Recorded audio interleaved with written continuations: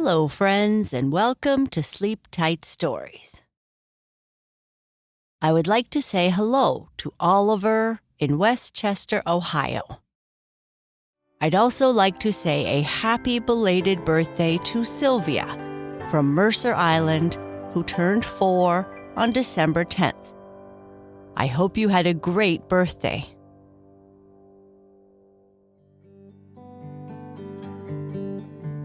This is part 2 of our story about Sparkles the unicorn meeting Zippy the zebra. In the first episode, Bobby, Bluejay, and Sparkles were out playing and decided to go to a new place to play. They found an arch with old writing on it. As Sparkles got closer, the arch started to glow, and then she walked through into a new place. She looked for Bobby, but he was nowhere to be found. Then Zippy the zebra came along, and she explained what had happened. Zippy said he would help Sparkles. Sparkles meets Zippy the zebra, Part 2. "How come you aren't asleep, little bear?" Papa Bear whispered. "I told you, Papa, that I could stay awake all night listening to you tell me stories," Bernice said quietly, with her eyes squinting. "You need your sleep, little bear. Try to relax. Keep your eyes closed. Cuddle with your friends, and I'll finish my story." "Okay, love you, Papa. Love you too, little bear." Bobby the Bluejay was on the shoulders of Sparkles as she walked through the portal. But as she walked through, Bobby was gently pushed along her body and eventually had to start flying as she disappeared. Otherwise, he might fall. "What just happened?" Bobby the Bluejay exclaimed out loud. "Sparkles! Sparkles, where are you? This isn't a good time for hide and seek or for playing tricks." He flew above the stone archway and behind it. Bobby flew up high to get a better look at the area. He flew high and low and all over the meadow, calling out Sparkles' name. But he could not see Sparkles, nor did she reply. "I guess this really is some kind of magic portal," he thought. "I hope she isn't in any kind of trouble." Sitting on a high tree branch, Bobby sat and thought for a moment. He was always taught to take a deep breath and not panic when excited like this. He needed a moment to think. "There is only one creature I know who might be able to help me understand what happened and help me find Sparkles," he thought. "Bixie. I must go to his house and get his help." Bobby the Bluejay flew off the tree and started the short journey to Bixie's house. Sparkles and Zippy were trotting across the tall yellow grass, with Zippy taking a slight lead. "You certainly can run fast," Zippy said, smiling as he struggled to keep in front.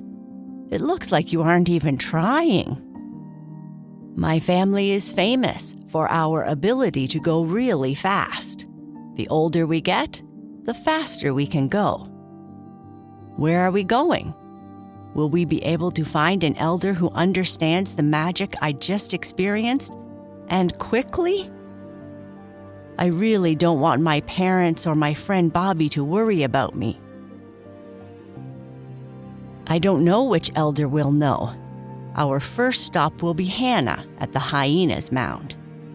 If she doesn't have the answer, I am sure she will be able to tell us who might." "Is that her mound just up ahead?" "It certainly is," Zippy said, slightly out of breath and glad they would soon be able to have a break. As they approached the home of Hannah the hyena, Hannah got up from her morning siesta to greet her visitors. Walking down from the top of her mound, she said, "Hello there, Zippy. I haven't seen you in a while. Who is your colorful friend?" Coming to a stop, Zippy first took a moment to catch his breath. "This is Sparkles. She needs some help, and I thought you could help her." "Hello, Hannah," Sparkles said.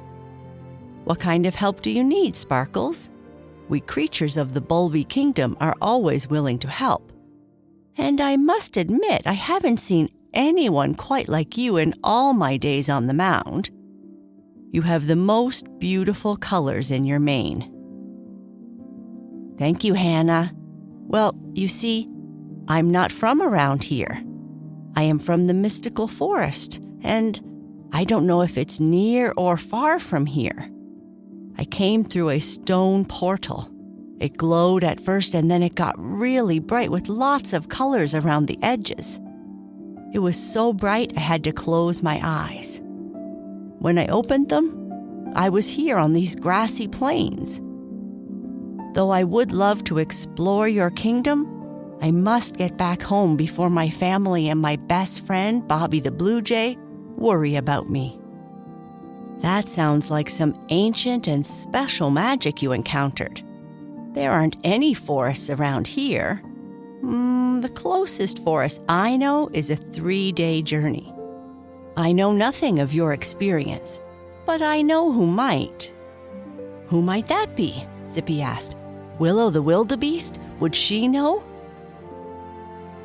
"Willow is feeding far, far from here in the east.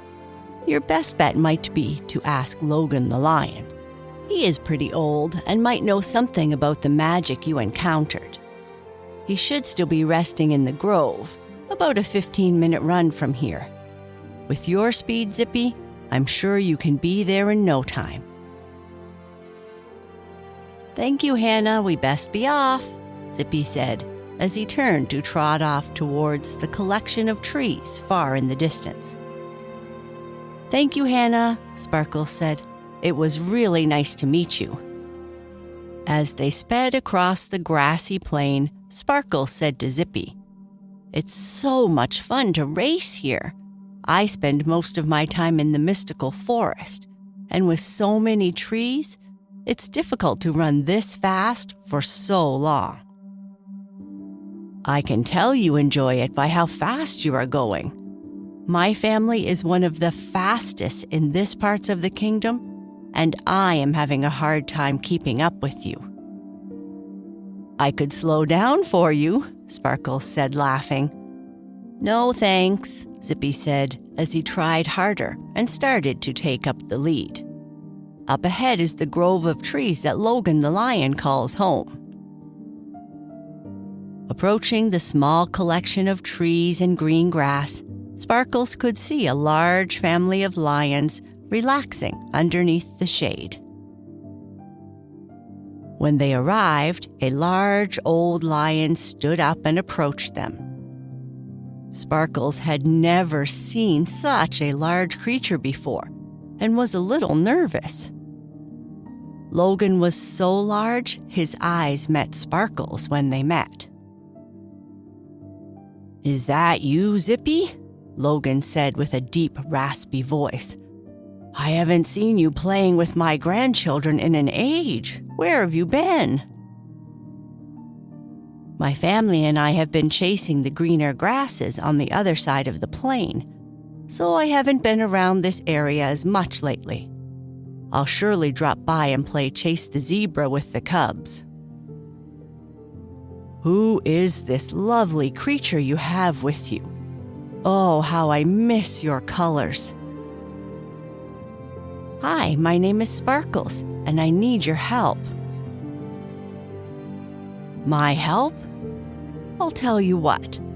You tell me how I can make my mane the same color as yours, and I will give you all the help you need," Logan said with a smile.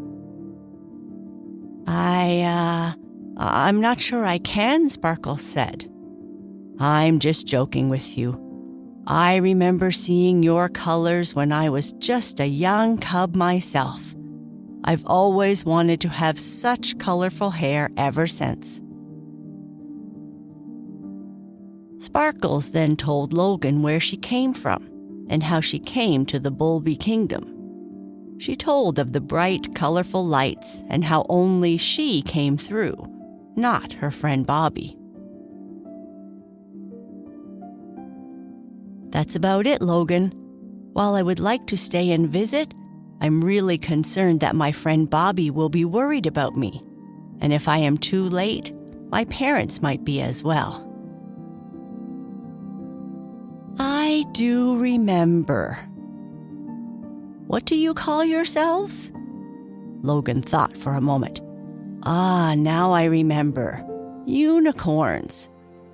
I remember seeing many unicorns coming through these parts when I was a cub.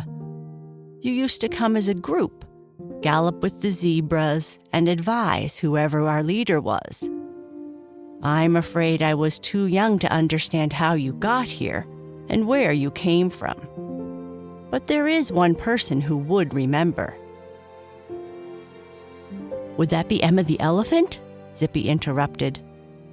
"Yes. Go see Emma. She will tell you where to find what you are looking for. In fact, that might be her just over yonder, scratching her head on that lone tree," Logan said, looking toward a large elephant. "Thank you for your help," Sparkles said. "It was nice to meet you."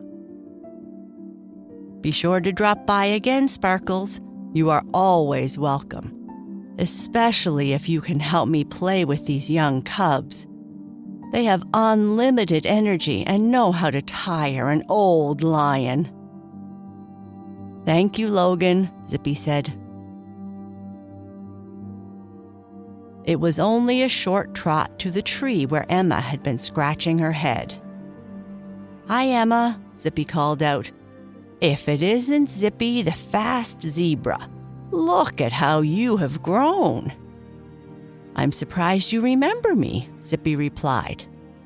"Now, Zippy, you must know that we elephants never forget, and you were always the most playful little foal, kicking and jumping." "And who do we have with you?" "I haven't seen a unicorn in far too many years." "My name is Sparkles, and I come from the mystical kingdom." "I know, dear.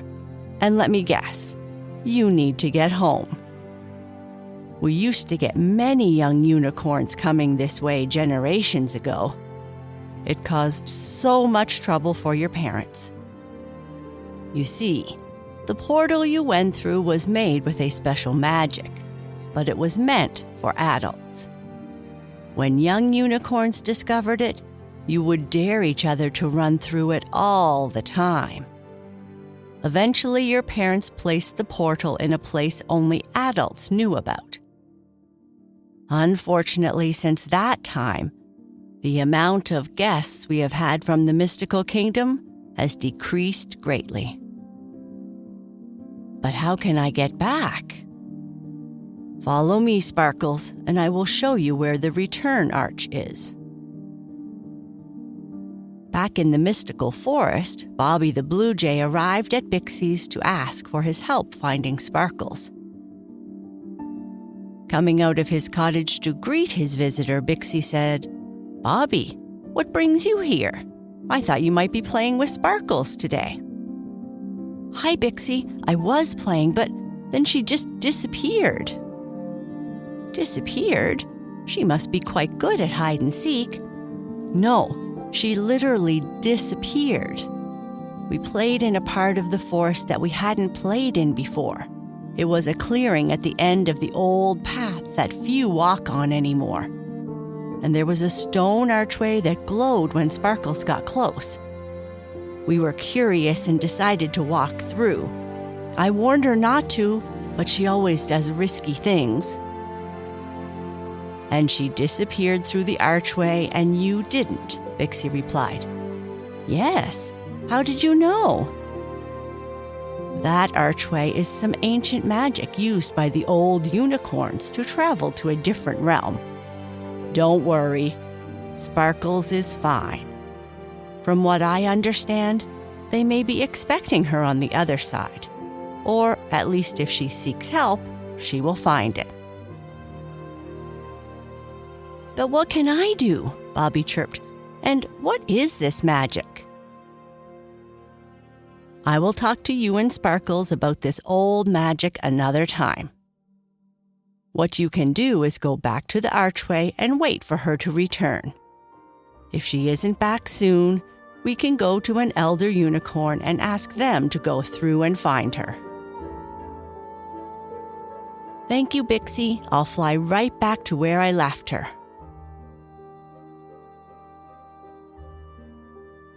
As Bobby was flying back to the archway in the mystical forest, Sparkles arrived at the return archway in the Bulby Kingdom. So I just need to walk through? Sparkles asked Emma, looking at the archway as it started to respond to her presence. That's all you have to do. Make haste, young unicorn. With your parents' permission, you are welcome to return any time, so there is no need for long goodbyes. Thank you, Emma, for your help, and it was so nice to meet you. And thank you, Zippy. I hope we can meet again soon. See you soon, friend, Zippy replied. Sparkles walked through the archway and was blinded by a bright white light with all the colors of the rainbow at its edges. All the colors that she and many other unicorns had in their manes. She opened her eyes when the bright light disappeared, and she was back in the mystical forest. You're back, Bobby sang loudly. I am, and I have so much to tell you. And with that, Papa Bear gave Bernice a kiss on the forehead, adjusted her blanket, making sure that her friends were comfy too, turned off her lamp, and quietly whispered, I love you, little bear. And that's the end of this story. Good night. Sleep tight.